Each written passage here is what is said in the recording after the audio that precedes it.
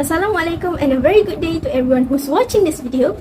Today, me, HAFINAH, and also my group mates, which are AZYATUL, SYAHIRA, SHASHA, AIN, and also ALYA from section 731 will be presenting to you guys about language and the brain. Let's get started.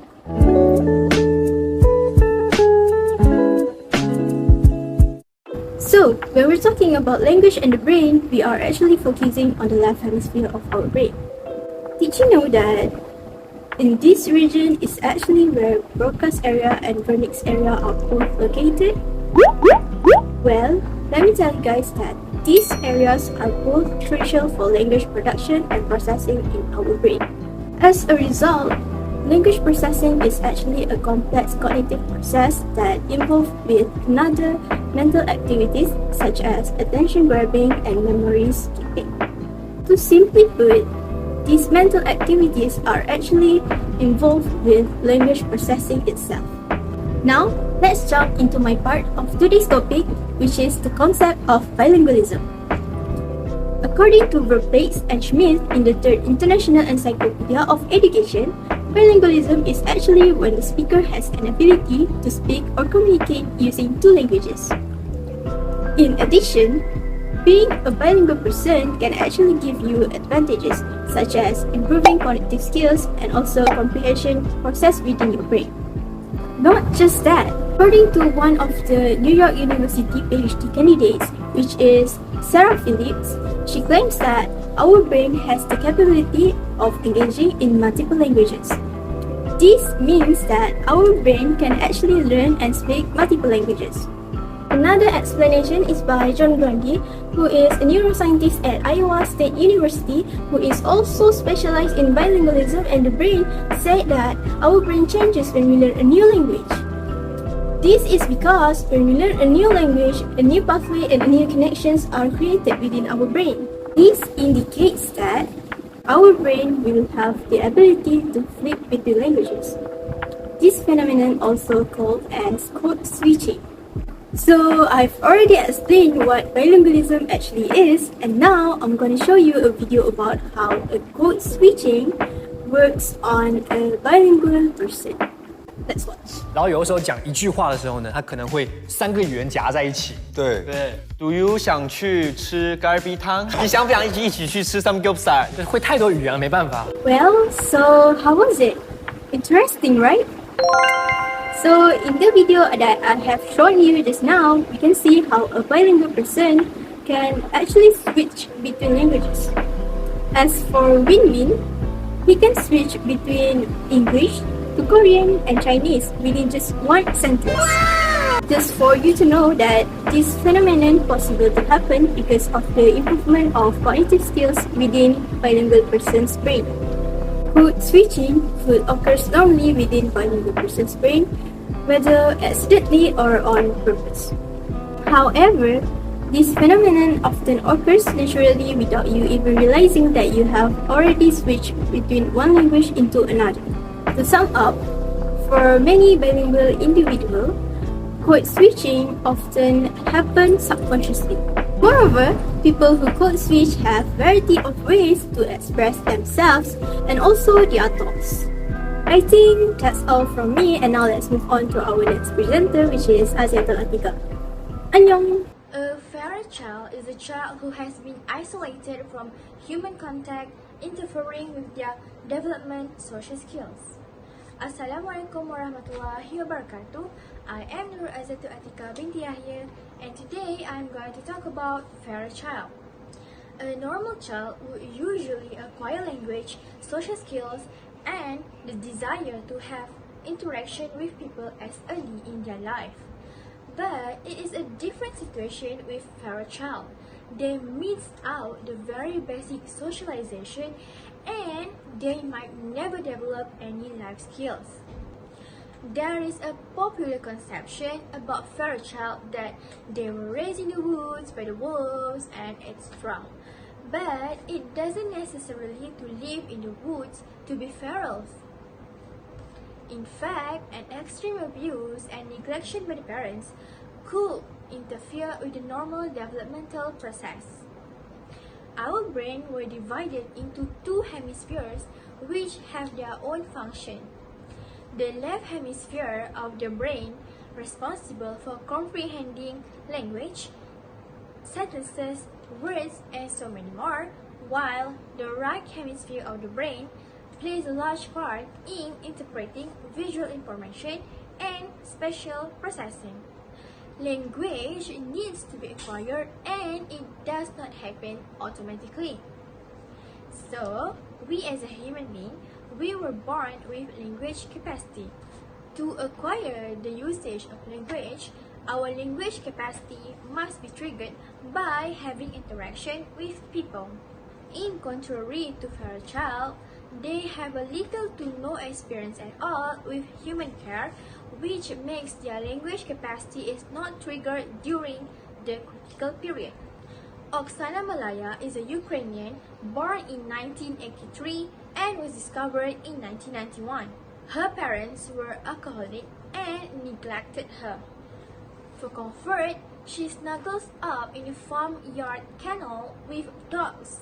By the time the authorities were alerted and came for the rescue, her behavior was extremely dog-like. She even barked when someone came too close to her. This is how Oksana behaved during the time. At first, this looks like some kind of strange hoax. Ukrainian girl Oksana Malaya running, jumping, eating and barking. After her discovery, Oksana was placed in a foster facility for developmentally impaired children. However, over time, she did learn how to speak. Thank you to Sister AZYATUL ATIQA for explaining the concept of feral child. Assalamualaikum warahmatullahi wabarakatuh. I beg to Miss Izdihar and everyone else who is watching this video. My name is SYAHIRA ALYA BINTI SHAHIDAN, and today I am going to continue elaborating another concept in language of the brain, which is tongue slips. According to Cambridge Dictionary, tongue slip is something that you say by accident when you intended to say something else. In honor of William Archibald Spooner, a long-serving Oxford Don and a British clergyman in the late 19th century, slips of this type are frequently referred to as Spoonerism. William Archibald Spooner was notably known for being absent-minded and for habitually mispronouncing syllables in spoken words to an unintentionally humorous effect. According to vocabulary.com, Spoonerism is a speech error in which the speaker switches the initial consonants of two consecutive words. According to PubMed Central, left hemisphere dominance for language has been consistently confirmed in clinical and experimental settings. This is due to the fact that more synapses are found in the left hemisphere's nerve cells compared to the right hemisphere, which is crucial for rapid processing of auditory speech. Moreover, tongue slips is a type of speech errors. This error occurs when our brain receives conflicting signals regarding the appropriate word or sound selection when conversing. When any of these steps goes wrong, it will end up resulting in a variety of speech blunders or speech errors. These explanations indicate that this situation occurs as a result of the left hemisphere of the brain being the location of our language ability. Later on, I will provide a video of a specific form or a specific type of tongue slips which was accidentally recorded that happened in real life, which is blend. Then load it up with your pico de gallo, fook, spawn and fook. As we all can see, the women laughed it out when she accidentally said the word fruit, which is the mix of the initial consonant and the ending consonant of the word fork with the sound of the word spoon. In that video, what the women initially wanted to say was fork and spoon. As a result, the women's speech involved a type of slip of the tongue which is called blend.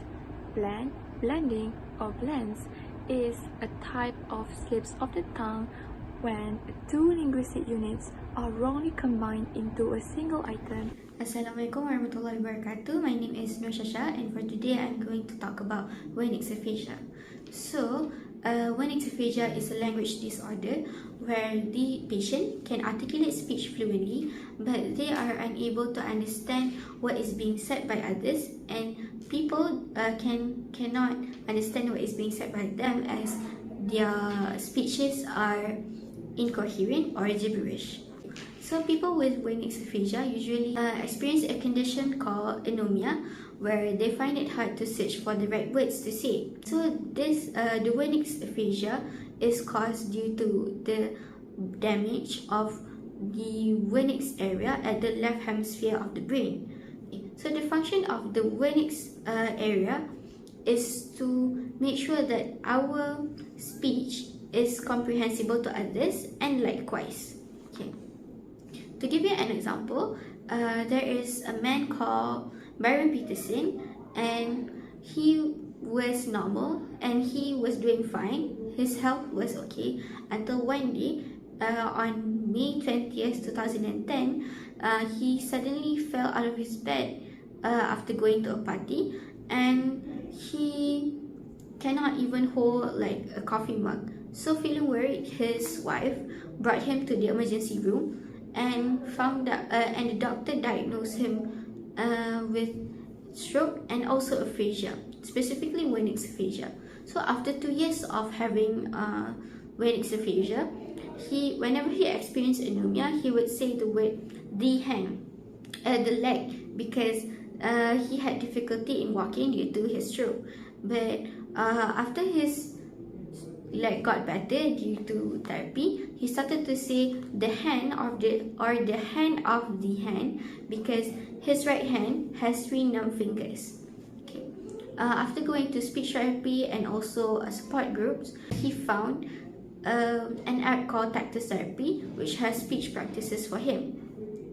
Okay, so after using the app, he found that his speech was gradually doing better, and he was able to understand 60% of functional language.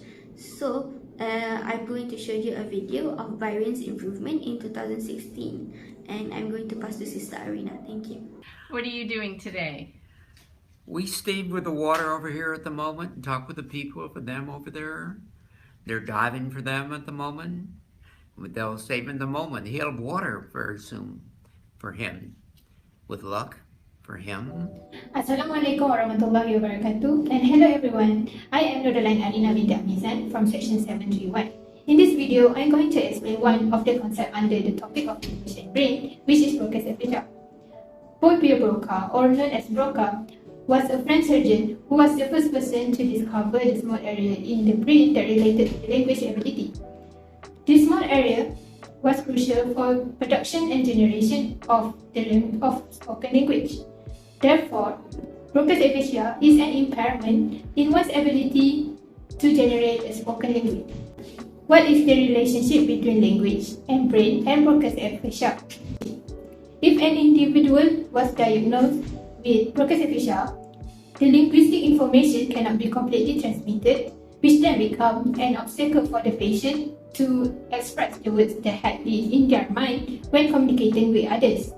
Therefore, Broca's aphasia may reduce the language capability of the speaker, as it affects the language area in the brain to function well. So here's one example of the Broca's aphasia patient. 10 years ago, Sarah Scott, who was just 18 at the time, was diagnosed with a stroke that was caused by BFO. The stroke caused a damage in the brain, and she was diagnosed with many other impairments including Broca's aphasia. So this is a video of Sarah when she was trying to communicate again after 5 years of continuous treatment. She was asked to describe pictures given to her. Before she began to speak, she wrote them down to focus on words that she wanted to say. In this video, she still not be able to speak fluently, as the sentence rarely comes in a grammatical and complete form. Her speech also has distorted articulations, where there are pauses between one word to another. She often did paraphasia. For example, she wanted to say the boy was standing on a stool, but instead of saying stool, she said scoop. So after a decade, she's still having the broken aphasia. But now she managed to recover a lot as she's able to speak well and the pauses between her words has been gradually reduced by time. Also, she managed to converse well without the help of a paper, her mums, or the speech therapist. This vlog made by Sarah Scott during her recovery shows that my BROCA'S aphasia can be cured after continuous treatment. However, this treatment requires a lot of encouragement, patience, and effort towards the patient as they might find themselves in isolation due to unable to speak. That's all from me. Thank you for listening. Next, I'll pass to ALYA to explain the conduction aphasia. Assalamualaikum warahmatullahi wabarakatuh. My name is NURALIYAH binti FADZIL and I will give a presentation about conduction aphasia. In accord with the National Library of Medicine, conduction aphasia is a very uncommon type of aphasia and is considered as a mild form of aphasia that affects only the patient's ability to repeat basic sentences, while expressions and comprehensions remain unaffected. According to the National Institute on Deafness and Other Communication Disorder, a person with conduction aphasia can usually read, write, speak, and understand spoken messages. However, they are unable to repeat words, phrases, or sentences, and they are typically aware of their errors but have a hard time in correcting them. Conduction aphasia is a language disorder and almost always the result of injury to the left hemisphere. The left hemisphere, as we know, is the dominant side for language and is a part of the brain that is responsible for exchanging information and understanding it. Hence, patients with conduction aphasia have problems with repeating the word because the information could not be transferred successfully to the speech production area. The producer asked us to count to 10. Remember that? Yes. Can you do that again? Why? 1, 2, 3, 4, 5, 7. Boing to Gabby people. Go. I can't. No, that's really hard. Let me get you started. From the video, we can definitely identify several conduction aphasia characteristics. We can see that this woman is suffering from conduction aphasia, while they did not share any other information about the patient's name or age or anything. But the main point is we can clearly see her difficulty in word finding. She did understand the spoken messages and able to speak fluently. It was just that she used words or sound substitutions such as Gary, boy, or sound substitutions such as because she could not repeat the word or the numbers that the producer said. This is because the information could not be transmitted successfully to the speech production area in the left hemisphere of the brain. To conclude, conduction aphasia is a type of aphasia in which the main impairment is in the inability to repeat words or phrases. People with conduction aphasia can use strategies like writing information down instead of repeating the words. And they could also seek help from medical professionals to undergo several therapy sessions with the medical professional to further improve their inability to repeat the speech or the phrases.